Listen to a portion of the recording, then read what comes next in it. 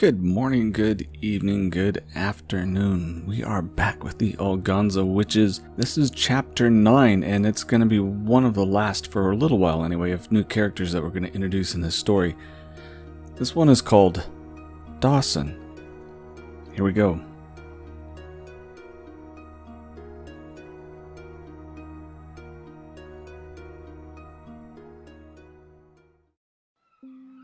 A man named after his father's father and two more before him found the forest exit just a half-mile ahead. He had with him 800 of his warriors that had grown up in and been trained as protectors of their coastline city. Roland Dawson was the general's name as well as that of his city.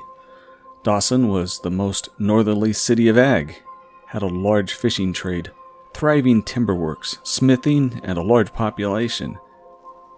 This general's father had gone to Malcolm Trodair, king of Ag, shortly after its establishment as a kingdom. He had heard of the ideals that Ag was proselyting and its founding and chose to align with it. Before King Trodair died, the coastal kingdom of Dawson, with its small villages and city, united with Ag. The Dawson royalty became generals, magistrates, and defenders of all that Ag stood for.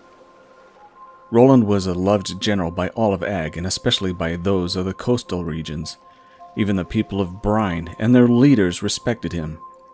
That was why he was asked by Prince Kai to go there and petition the king to ally with Ag, or at least not choose sides with Sentin in the kingdom's aggressions.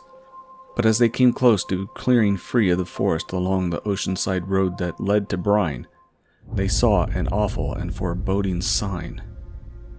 Camped outside the southwest gates was a contingent of soldiers under the pennant of Sentin. It didn't appear to be a siege force, but most troubling just the same.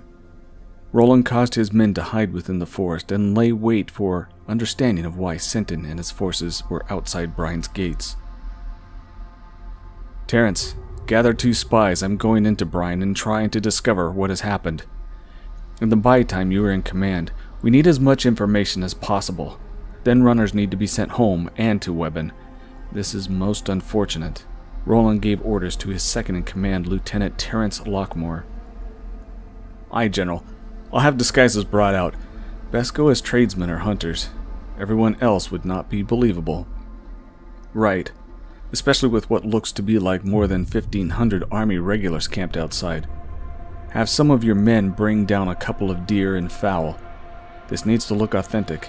We'll bring the kills with us for trade and entry into the gates." Roland and his 2 spies set about making their disguises look and smell as believable at his last words. By late afternoon, 6 deer and a dozen turkey and 20 forest quail were placed within an old handcart. Roland and his 2 spies looked like tired and well-seasoned hunters. The ruse was set, and the men exited the forest alone and straight to the gates of Brine, with nearly 2,000 enemy soldiers in between. Roland himself was a large and powerful man, and his spies were fair-built as well. Their true posture would do little to hide their identity as military, so each of the 3 walked with slightly bent backs and fatigued gait. Slow steps and struggling with the handcart made for an adequate ruse, for as they approached the camp of Sentin, they fooled them all. A pair of guards with sheathed swords leaning on their tower shields called out to Roland and hailed for their identity. Roland didn't reply, but instead allowed his spies to do what they were most adept at. They lied. "Hail there. Might we pass, good soldiers? We have furs and meat to sell, and I would very much like to sleep in a real bed tonight," called out Stogan.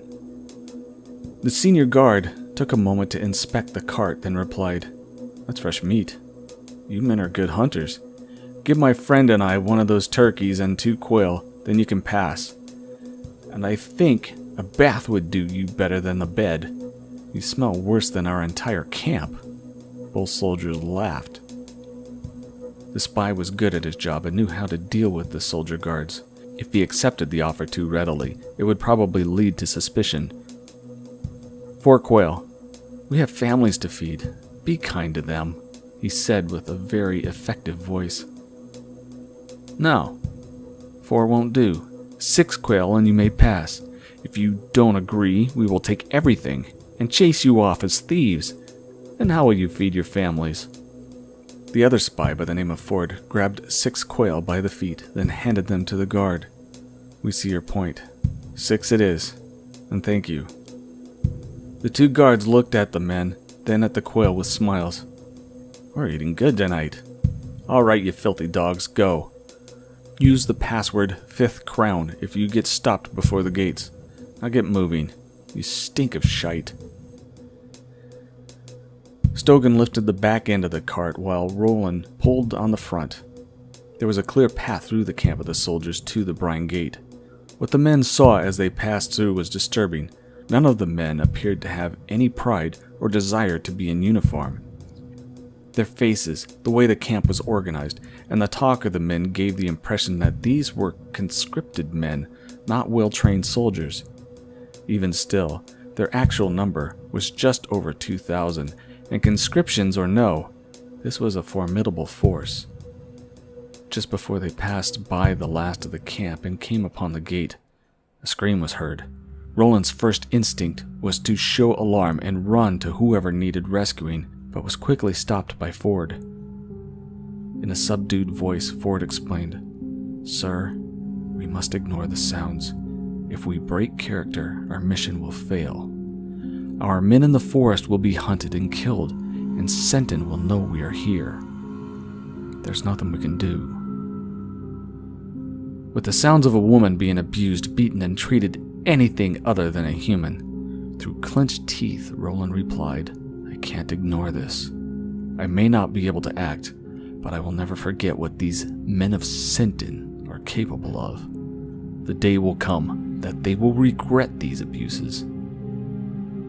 "I'll be at your side that day," Ford said, and he put his hand on Roland's shoulder. "Stogan and I both." Once past the gates and into the heart of Brine, the 3 relaxed their posture. All 3 had been to Brine before. It was one of the more picturesque cities of all of the continent. Nearly the entire city was made of hewn stone. Some of the buildings were several stories high with balconies adorned with banners and flowers. All of the streets were clean, wide, and lit with carbide lampposts. Evening was setting in, giving Brine a charm from the candles, carbide, and music that was played from several directions. Even the air had the scent of well-prepared foods and perfumes of nicely kept ladies. The men had work to do, and enjoying Brine was not part of their mission. Their first objective was to free themselves of the game meat. Ford knew of a poorhouse that helped the sick and homeless. The men agreed that the best use of their game would be to feed the sufferers of misfortune, so they unloaded the goods as an act of charity. The keepers of the poorhouse were very gracious and grateful. What now remained was to discover the disposition of the king of Brine without being discovered. One of the most convenient places for this was a local pub or eatery, of which Brine had many. The men found a good place for food and drink, but it was lacking in loose tongues. The people of the city were scared and unable to unburden their feelings because of that fear. The best that Roland and his men could discover was that the cause of this fear was indeed because of the Senton presence. The people seemed defeated, though there had been no combat. The beauty of the city faded in the truth of the surrounding despair. It was up to the spies, Stogan and Ford, to use their skills to obtain the desperately needed intelligence. The spies had a couple of secret places to stay and a handful of contacts that were assigned to the palace and king. These contacts needed to be reached soon. Urgency was an unwelcome feeling, but was the only appropriate emotion for the situation.